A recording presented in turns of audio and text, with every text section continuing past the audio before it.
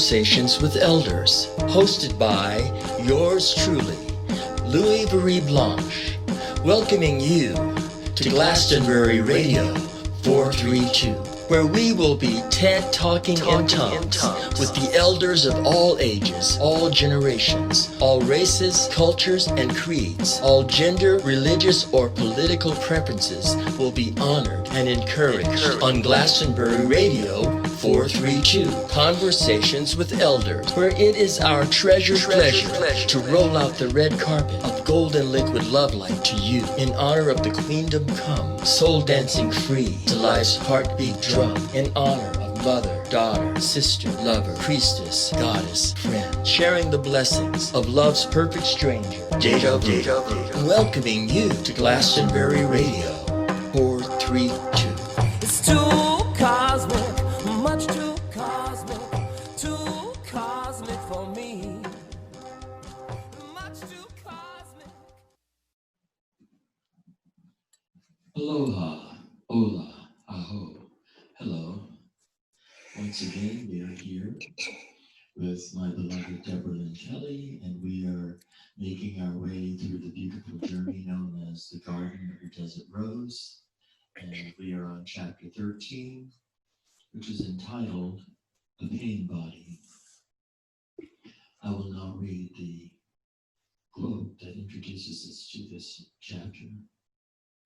The field of time is the field of sorrow.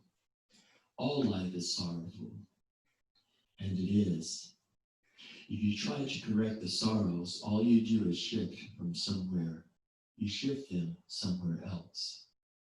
Life is sorrowful. How do you live with that? You realize the eternal within yourself. You disengage and yet re-engage. You, and here's the beautiful formula, participate with joy in the sorrows of the world. You play the game. It hurts, but you know that you have joined. It hurts, but you know that you have found the place that is transcendent of injury and fulfillment. You are there, and that's it. Joseph Campbell. Soon after arriving home, Lenny curled up in her nest of pillows and fell sound asleep. As she drifted away in peaceful slumber, she felt herself being carried into a lush green forest. She became keenly aware of birds twittering back and forth and the sound of rustling leaves, or was it footsteps? Feeling slightly alarmed, she began to walk away from this unknown rustling, and as she thought about fleeing, she was suddenly out of the forest and standing on the edge of a rocky cliff. The next sound she heard was a groaning sigh. It echoed across the high mountain where she stood. Lenny thought there might be a lake in the valley below, but she didn't want to look down. The sound kept growing louder, and as it did, she thought she heard a human-like moan. Someone might need her help. Lenny stepped toward the edge of the cliff in case she suddenly needed to jump.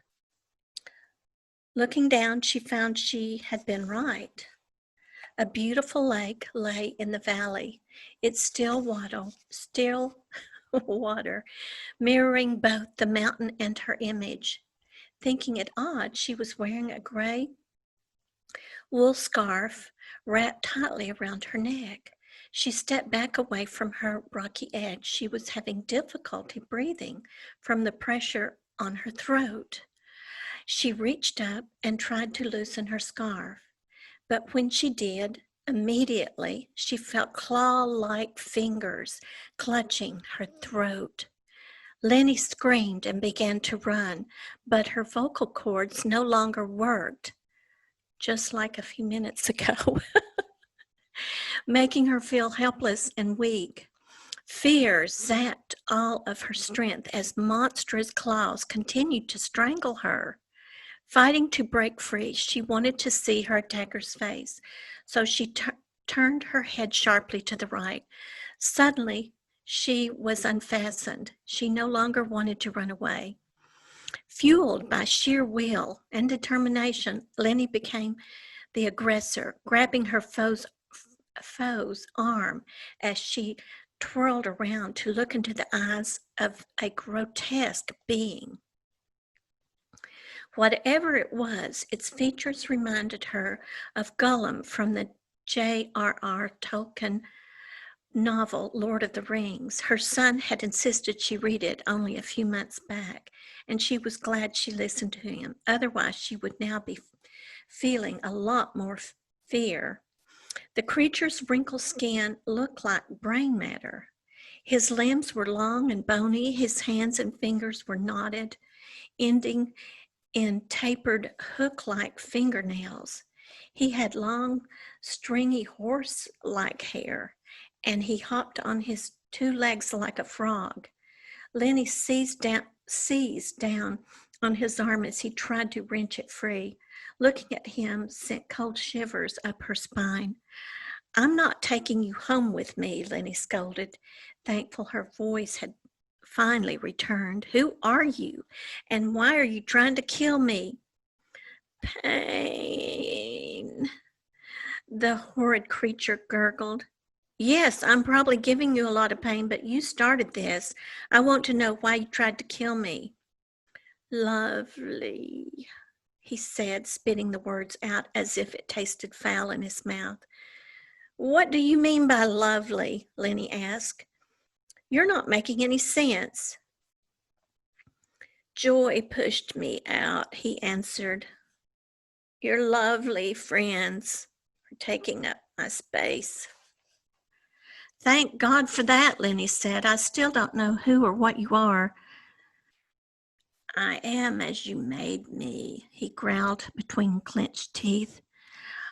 "I do not believe you," Lenny insisted. "You make me feel sick to my stomach just looking at you." "Good," he purred. "Stop this insane game you're playing," Lenny commanded. "Anything lovely or good has nothing to do with you trying to strangle me." "Good is what I am," the creature replied. "Read your little pamphlet, for what is evil but good tortured by its own hunger and thirst?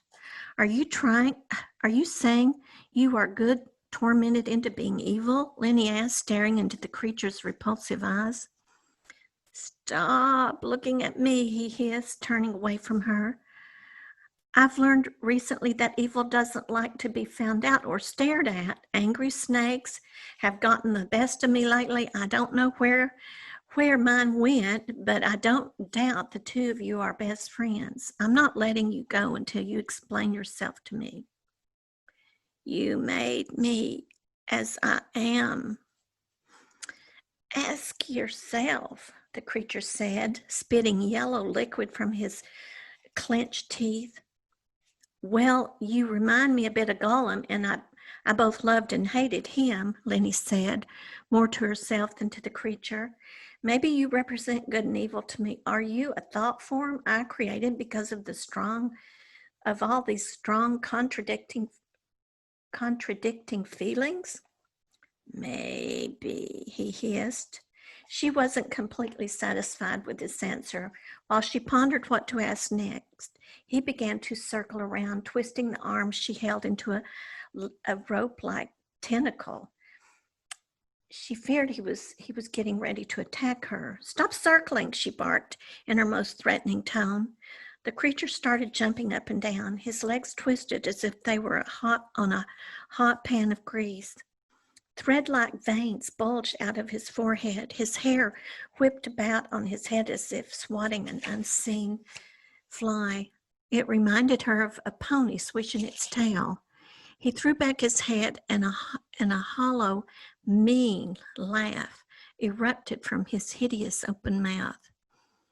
"Now you know why I look as I do," he said rather disgustedly. "I'm your pain body." "You're my what?" Lenny asked, totally confused. "I'm your pain body," the ugly creature snapped back. "Okay, I heard you," Lenny said, "but I don't know what you mean by that, and you have yet to explain why you jumped on my back and tried to strangle me." I thought you were going to jump, he answered. I was trying to stop you. You mean you thought I was going to jump off that cliff? She asked incredulously. That's absurd. I would only have done that if I needed a way to escape. No, I knew you were not jumping, the creature said, sounding insulted. But unseen hands could have pushed you. Well, if anyone wanted to push me off a cliff, it would probably be you, Lenny responded. And why would unseen hands push me? To see if you could fly, he said with a sinister laugh. Fly? Lenny asked, surprised at this positive turn of his story. Where would that have left me? The creature asked in a devilish whisper. You know so little. Why do you think you hate my hair so much? I don't hate your hair, Lenny said suddenly, trying to be polite. But if I did make you in my mind, I'm not sure why I made you so gross looking, that's all. I'm created by thought, and I can read your thoughts, Lenny, he scolded. Let go of my arm, and I will tell you about my hair. Okay, I get it, Lenny exclaimed. You read thoughts because you are some kind of hideous thought form I've dreamed up. I'll let go, but no more attacking me from behind and strangling me. He nodded, and she let go of his arm. I don't like my hair, but you gave it to me, he said with a sigh, sitting down on the ground and unraveling his long, tangled arm. Stop saying I made you anything, Lenny pleaded. If I did create you, it was on a very bad day. I must have been totally angry or something. I'm certainly not aware I did such a thing. So tell me why I created you with long white horsehair. No birthday pony, the creature screamed, withering in great emotional distress. The sound of his voice echoed down the valleys below them. Wait a minute, Lenny said. What are you saying? Because I didn't get a birthday pony as a child, you grew horsehair? Unrequited longings are pain. I'm your pain body, he screeched. How hard is it to understand? Good and loving, wishful, unfulfilled thoughts are the most powerful creators of pain. The golem-like creature's face began to fade as Lenny mentally traveled back in time. She watched herself at 6 years old, swinging on a rusty blue metal swing set that sat in her backyard growing up. As she kicked her legs high into the air, a large, dark-colored pickup truck loaded with hay drove into their long, winding driveway. A man got out and unloaded several bales of hay. Tell your father he doesn't owe me a thing, the man said. He fixed my television with a new tube, and I won't charge him a penny. Then he waved goodbye to her and climbed back in his truck. Okay, Lenny smiled and waved goodbye as he drove away. Lenny had been begging her parents for a pony. Suddenly, joy flooded her soul. She was getting a pony for her birthday. But the pony was probably going to be a surprise. She did not want to say a word to her parents. The next day, her mother decorated the house with pink and yellow ribbons and blue paper streamers. She dressed Lenny in her new yellow Easter dress for photographs. Lenny remembered thinking she would have to take the pretty dress off before she rode her pony. It had surely been delivered during the night. She raced outdoors. The hay was still stacked up, but the vacant grassy lot beside her house was empty, no pony. Frantic, she dashed back into the house, wailing that her pony had run away. Lenny, that hay isn't for a pony, her mother laughed. Where in the world did you get that crazy idea? You know we can't afford to buy you a pony. That hay is for planting grass seed. In a flash of light, the replay of a childhood memory was gone. Lenny was back with the horrid creature staring at his horsehair. That happened so long ago, she whispered, feeling more like a kid than a grown-up. I was just a child, a dreamer who believed her dreams would come true. All little girls think thoughts like that. I only go where your thoughts take me, the creature said with a know-it-all smirk.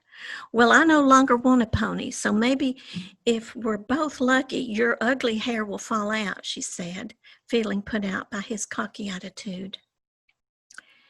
You've got everything backwards, he responded. You are only good when you are one with all of you.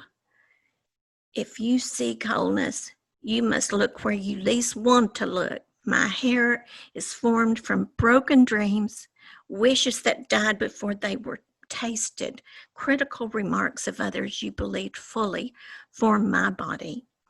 If you hate what you have made me, uncover your deepest wounds. I knew you could fly. The hands you do not see saw it.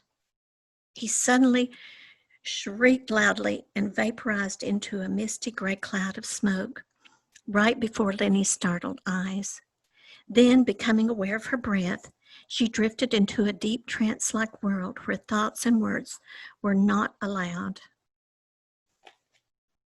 And that is chapter 13, the pain body. So how does this fit into the reality of your life becoming fiction through this book? Have you had that type I of did. experience? The pain body actually attacked me twice, not just that once, years ago in my 30s. He showed up again in my 40s, and I had just moved into this beautiful dream home my late husband built for me from pictures I had in a wish book. And so meeting him, and it manifested, and that's how we all create like this. And I've told others, hey, get a treasure book or a treasure box, and just enjoy what your dream is, and you'll see it before long. But back to the pain body, that was real, and I didn't understand it. But when I began writing this book in the fourth decade of my life, I came across, well, actually, a yoga master told me to read the Four Agreements. And I think I struggled with trying to understand this creature, although it very much like what I told you was in the vision and the dream. And when one of the Toltec wisdoms mentions the pain body, and that book really blessed me. It's Toltec teachings, I think. And so by the time I was editing my book, I understood that what I dreamt and had already written in script was my pain body. So I was able to name it. I didn't know who this golem was, but I did know he was the thought form that I created, as most of our inner archetypes are, in my opinion. Well, the pain body can be quite profound. I've had some experiences with people that had very, very abusive experiences, and for longer periods of time than anyone would have hoped to go through something like that. And the way that our human body and brain, just the way the human system copes with pain sometimes, is that we store traumatic moments in our subconsciousness. Correct. And they can and oftentimes do come out when it's time for us to face them.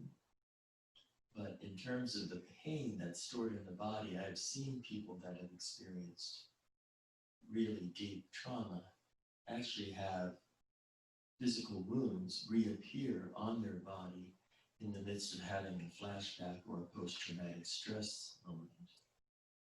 Yes.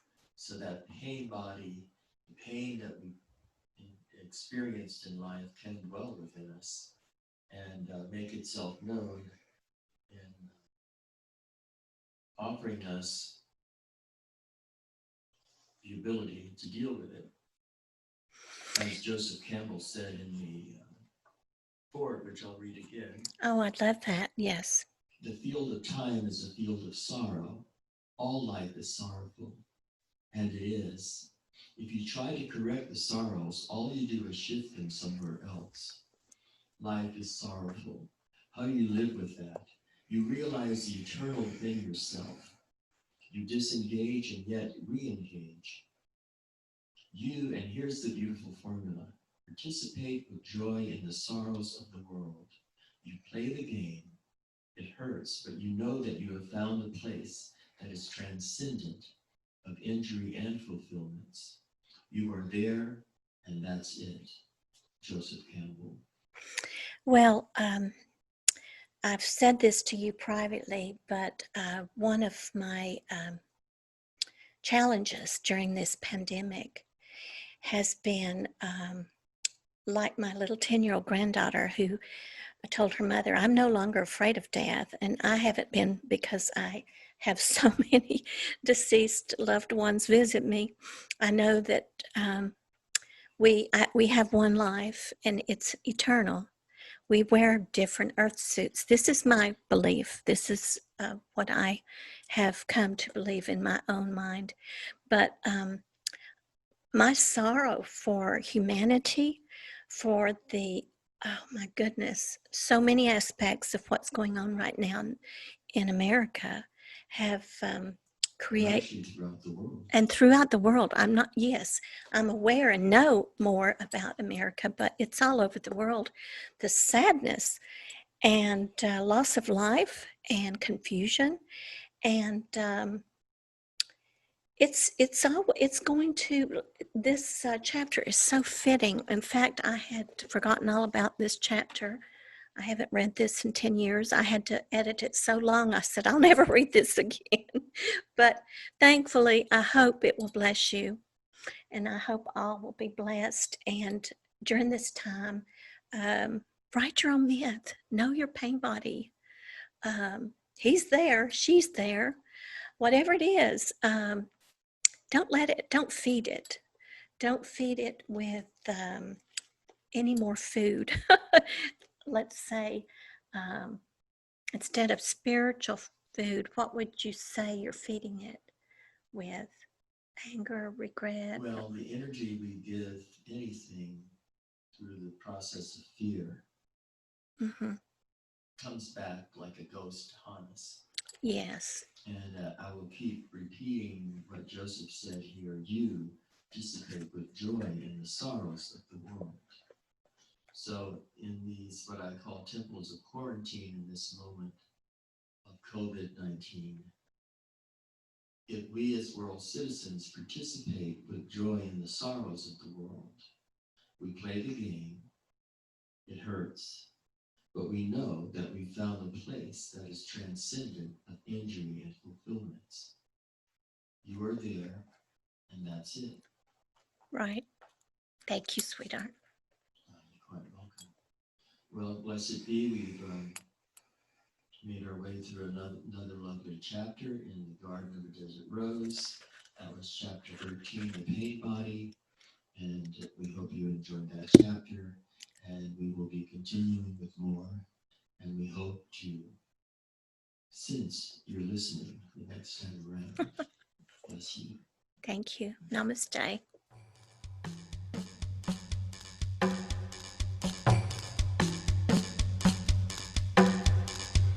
Well, that's it for here and now.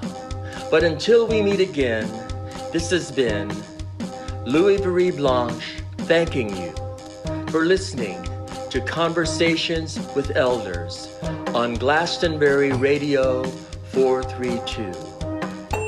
Bless you. Quantum physics in the kitchen sink, the energy that follows the thoughts you think. Quantum physics and the cosmic sea, laws of nature too heavy for me. It's too cosmic, much too cosmic for me. Much too cosmic, much too cosmic.